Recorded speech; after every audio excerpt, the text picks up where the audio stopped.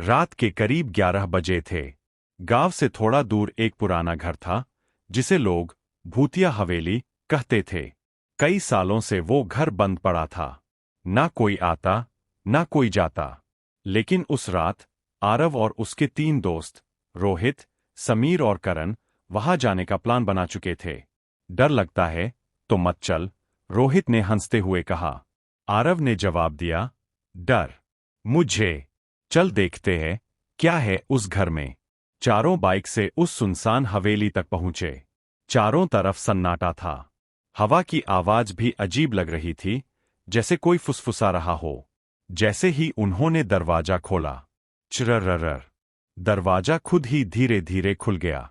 ये अपने आप कैसे खुल गया? समीर घबरा गया। करण बोला, हवा होगी, चल अंदर। अंदर कदम रखते ही अजीब सी ठंडक महसूस हुई, जैसे अचानक मौसम बदल गया हो। दीवारों पर पुरानी तस्वीरें लगी थीं। एक तस्वीर में एक परिवार था, माँ, पिता और एक छोटी लड़की। लेकिन जैसे ही आरव ने उस तस्वीर को ध्यान से देखा, लड़की की आंखें उसकी तरफ घूम गईं। तुमने देखा? आरव ने डरते हुए पूछा। क्या? बाकी तीनों ने कहा। कुछ नहीं, आरव ने खुद को समझाया। वे आगे बढ़े और एक कमरे में पहुंचे। वो कमरा बाकी घर से अलग था, साफ सुथरा, जैसे अभी कोई रहता हो। ये अजीब है, बाकी सब गंदा है, ये कमरा साफ क्यों है? रोहित ने कहा। तभी ठक ठक ठक, दरवाजे पर किसी ने दस्तक दी। चारों एक दूसरे को देखने लगे। बाहर कोई है? करण ने पूछा। लेकिन दरवाजा तो अंदर से बंद था। फिर आवाज आई, दरवाजा खोलो। आवाज एक छोटी लड़की की थी। समीर डर गया। ये वही लड़की है, फोटो वाली। रोहित ने हिम्मत करके दरवाजा खोला, लेकिन बाहर कोई नहीं था। अचानक पीछे से आवाज आई, मैं यहां हूं। चारों पलटे। वो लड़की कमरे के अंदर खड़ी थी। सफेद कपड़े, बिखरे बाल और उसकी आंखें पूरी काली। तुम लोग यहां क्यों आए हो? उसने धीरे से पूछा। आरव ने हकलाते हुए कहा, हम बस देखने आए थे। लड़की मुस्कुराई, लेकिन वो मुस्कान डरावनी थी। यह घर मेरा है, और जो भी यहां आता है वो कभी वापस नहीं जाता। अचानक लाइट चली गई। पूरा कमरा अंधेरे में डूब गया। समीर चिल्लाया, भागो यहां से। चारों दरवाजे की तरफ भागे, लेकिन दरवाजा गायब था। अब वहां सिर्फ दीवार थी। ये कैसे हो सकता है? करण चिल्लाया। तभी एक एक करके सबको अलग अलग आवाजें सुनाई देने लगीं। रोहित को उसकी मां की आवाज आई, रोहित, मेरी मदद करो। वो आवाज के पीछे चला गया, और फिर उसकी चीख सुनाई दी, आ। रोहित, बाकी तीनों चिल्लाए, लेकिन वो वापस नहीं आया। अब समीर डर के मारे कांप रहा था। हमें यहां से निकलना होगा। तभी लड़की फिर से सामने आ गई। अब तुम्हारी बारी है। उसने समीर का हाथ पकड़ लिया। समीर ने खुद को छुड़ाने की कोशिश की, लेकिन उसका शरीर जैसे पत्थर बन गया। धीरे धीरे वो लड़की उसे अंधेरे में खींच ले गई। अब सिर्फ आरव और करण बचे थे। करण बोला, ये सब तेरी वजह से हुआ है। तू ही हमें यहां लाया। आरव चिल्लाया, मैंने किसी को मजबूर नहीं किया था। तभी करण अचानक चुप हो गया। उसकी आंखें फैल गईं। पीछे, तेरे पीछे। आरव धीरे धीरे पीछे मुड़ा। लड़की बिल्कुल उसके पास खड़ी थी। उसने फुसफुसाकर कहा, तुम आखिरी हो। करण भागने लगा, लेकिन अचानक उसका पैर फिसला और वो गिर गया। जमीन से हाथ निकलकर उसे पकड़ लिया, और वो भी गायब हो गया। अब सिर्फ आरव बचा था। वो रोने लगा, कृपया मुझे जाने दो, मैं किसी को नहीं बताऊंगा। लड़की ने उसे घूरा। कुछ देर चुप रही, फिर बोली, अगर तुम यहां से बचकर जाना चाहते हो तो एक काम करना होगा। आरव ने तुरंत कहा, मैं करूंगा। लड़की बोली, मेरे साथ रहना होगा, हमेशा के लिए। आरव चिल्लाया, नहीं। और तभी सब कुछ शांत हो गया। अगली सुबह गांव के कुछ लोग उस हवेली के पास से गुजर रहे थे। उन्होंने देखा, दरवाजा खुला हुआ था। अंदर जाकर देखा तो दीवार पर एक नई तस्वीर लगी थी। उस तस्वीर में वही परिवार था, लेकिन इस बार उस छोटी लड़की के साथ एक और लड़का खड़ा था। वो आरव था, और उसकी आंखें भी अब पूरी काली थीं। हवेली में हुई उस घटना को अब 6 महीने बीत चुके थे। गांव के लोग उस जगह के पास जाना भी छोड़ चुके थे। लेकिन कुछ अजीब होने लगा था। रात को कई लोगों ने हवेली की तरफ से रोने और हंसने की आवाजें सुननी शुरू कर दीं। एक दिन एक यूट्यूबर, विवान, अपने चैनल के लिए हॉन्टेड प्लेसेस पर वीडियो बनाता था। उसे इस हवेली के बारे में पता चला। अगर ये सच में भूतिया है तो वीडियो वायरल हो जाएगा, उसने सोचा। उसने अपने कैमरा, लाइट और एक दोस्त रिया को साथ लिया। रिया ने कहा, मुझे ये ठीक नहीं लग रहा। लोग सच में गायब हुए हैं यहां। विवान हंसा, ये सब अफवाह है। चलो। रात के 12 बजे वो दोनों हवेली के सामने खड़े थे। इस बार दरवाजा पहले से ही खुला हुआ था, जैसे कोई उनका इंतजार कर रहा हो। अंदर जाते ही कैमरा अपने आप ऑन हो गया। ये मैंने ऑन नहीं किया, विवान घबरा गया। कैमरे की स्क्रीन पर एक छोटी लड़की दिखाई दी, वही काली आंखों वाली। लेकिन असली कमरे में कोई नहीं था। रिया ने धीरे से कहा, वो हमें देख रही है। अचानक कैमरे से आवाज आई, वापस चले जाओ। विवान ने कैमरा नीचे किया, आवाज बंद। फिर कैमरा ऊपर किया। लड़की और पास आ चुकी थी। अब उसके पीछे 3 और परछाइयां खड़ी थीं। रिया चिल्लाई, ये तो 4 लोग हैं। विवान ने ध्यान से देखा। वो चारों परछाइयां आरव, रोहित, समीर और करण थे। उनकी आंखें भी अब काली थीं। तभी पीछे से एक आवाज आई, तुम देर से आए। वो आवाज आरव की थी। विवान और रिया धीरे धीरे पीछे मुड़े। आरव उनके सामने खड़ा था, लेकिन अब वो इंसान नहीं था। उसका चेहरा पीला, आंखें काली, और मुस्कान वही डरावनी। तुम भी हमारे साथ रहोगे? उसने कहा। रिया रोने लगी, हमें जाने दो। लड़की फिर से सामने आई। एक मौका है, उसने कहा। विवान ने जल्दी से पूछा, क्या? लड़की बोली, अगर तुम उस कमरे को ढूंढ लो, जो कभी खाली नहीं होता, तो तुम बच सकते हो। दोनों तुरंत भागे। हवेली अब बदलने लगी थी। दरवाजे अपने आप खुल बंद हो रहे थे। दीवारें हिल रही थीं। हर कमरे में कोई खड़ा था, लेकिन जैसे ही पास जाओ, गायब। आखिर उन्हें एक दरवाजा मिला, जिस पर लिखा था, यहां कोई नहीं है। रिया बोली, यही है। जैसे ही उन्होंने दरवाजा खोला, अंदर कुछ नहीं था। एकदम खाली। ये तो खाली है, विवान बोला। तभी पीछे से आवाज आई, गलत जवाब। कमरा धीरे धीरे भरने लगा।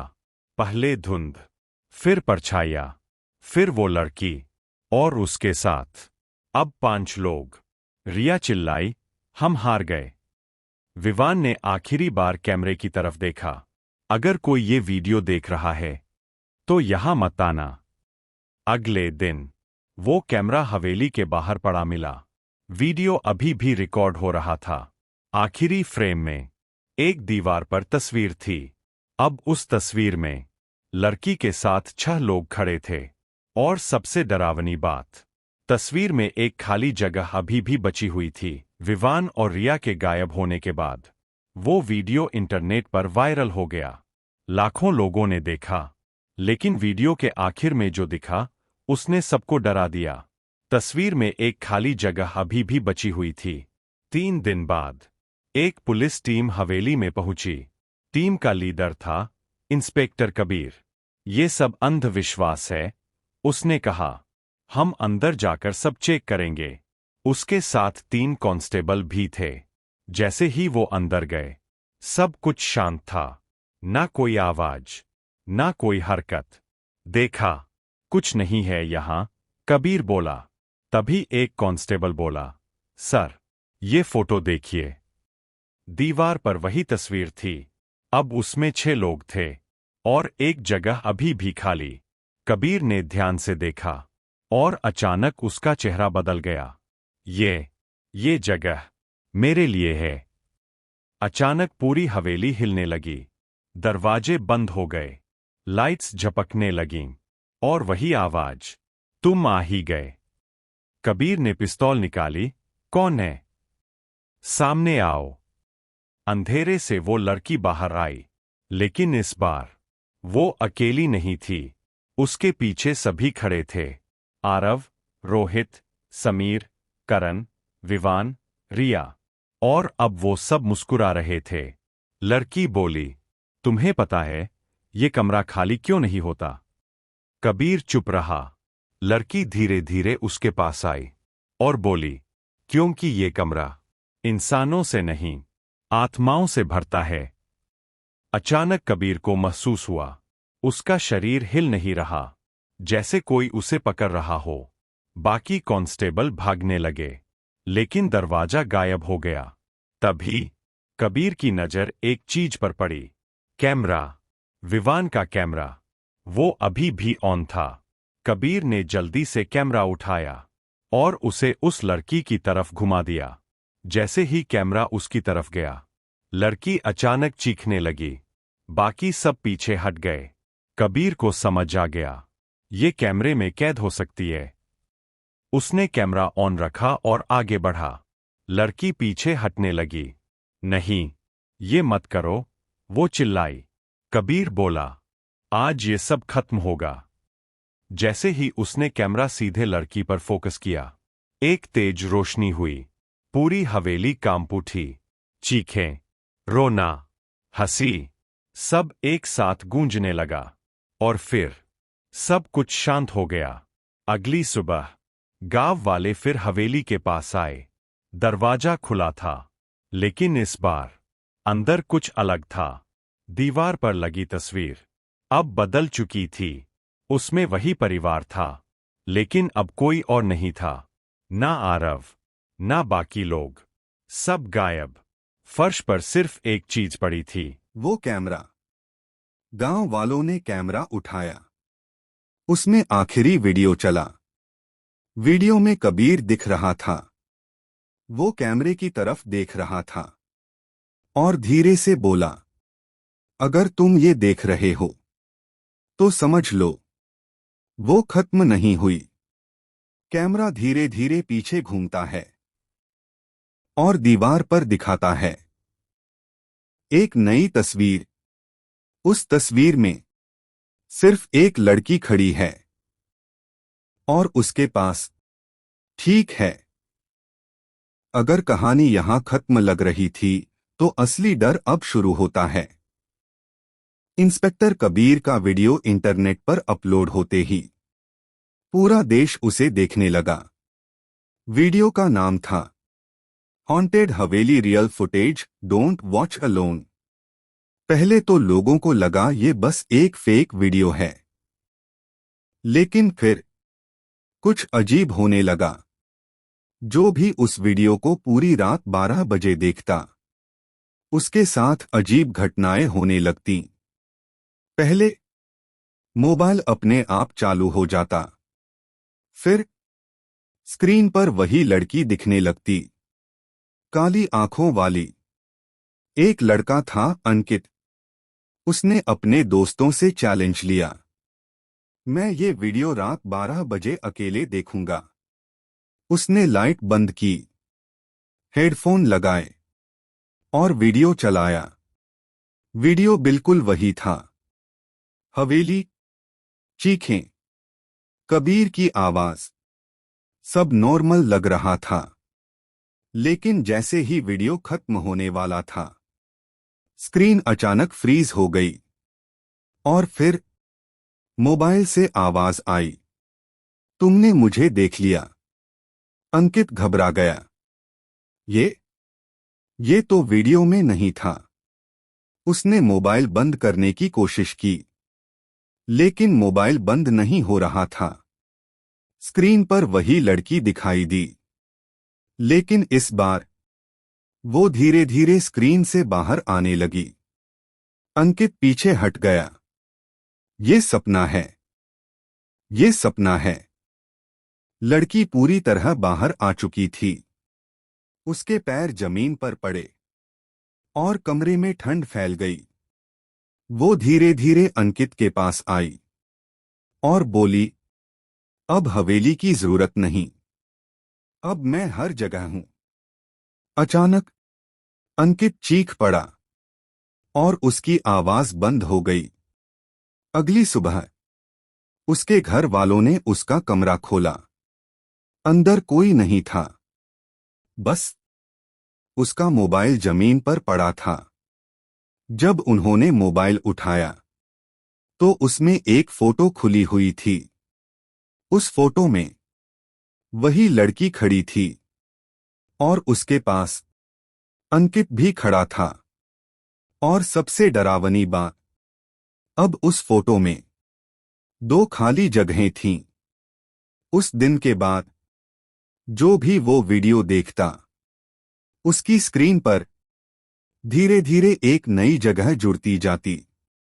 अब सवाल ये है, क्या तुम वो वीडियो देखोगे? वो कमरा जो कभी खाली नहीं था। The end. अंकित के गायब होने के बाद वो वीडियो इंटरनेट से हटाने की कोशिश की गई, लेकिन वीडियो डिलीट ही नहीं हो रहा था।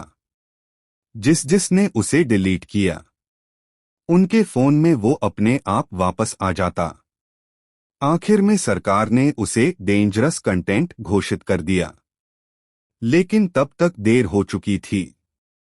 एक रात एक छोटा बच्चा अपने पापा का फोन लेकर वही वीडियो चला देता है। वीडियो खत्म होता है और स्क्रीन पर वही लड़की दिखती है, लेकिन इस बार वो कुछ नहीं बोलती, बस धीरे धीरे मुस्कुराती है और स्क्रीन की तरफ उंगली करके इशारा करती है, जैसे वो तुम्हें देख रही हो। अचानक तुम्हारा मोबाइल हल्का सा वाइब्रेट करता है और स्क्रीन पर एक नई फोटो खुलती है। उस फोटो में वो लड़की खड़ी है और उसके पास एक नई जगह भर चुकी है।